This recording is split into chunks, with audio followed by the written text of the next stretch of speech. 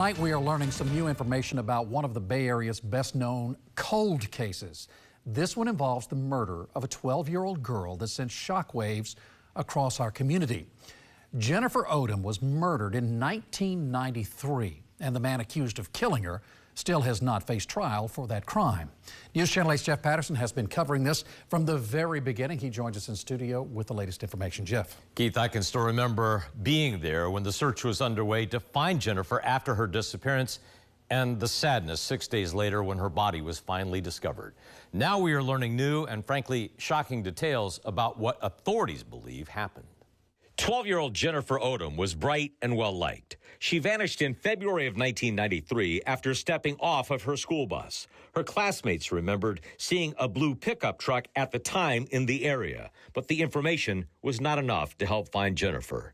In 2023, Hernando County authorities charged Jeffrey Crum Sr. with her murder. This is a bad guy who is very violent, who enjoyed violence and enjoyed hurting people. Crum was charged after his son, Jeffrey Crum Jr., was arrested on a separate crime. And DNA from his son led authorities to charge Jeffrey Crum Sr. with Jennifer's murder. The DNA in Pasco was absolutely critical to our case. Newly released court documents reveal Jeffrey Crum Sr. bragged to a number of people that he killed Jennifer. He told his son he sees demons at night.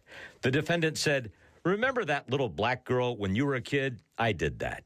Defendant also admitted raping the little black girl, and he said he did Jennifer Odom. The court documents show he told another person who is now deceased after he kidnapped and raped her that he killed Jennifer Odom. Hernando County authorities say they first suspected Crum after he was convicted in 2015 of the attack on another girl in 1992.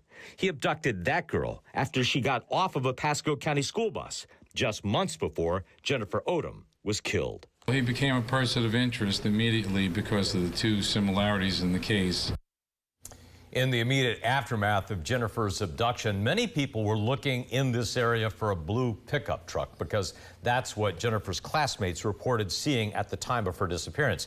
I remember we even had our helicopter, Eagle 8, up looking for that truck. Court records show Jeffrey Crum Sr. owned a blue pickup at that time. Just amazing. You've had your suspicions about this guy Crum for years, and it seems like they now have a lot of evidence that would kind of go in that direction. Why haven't they brought this to trial yet?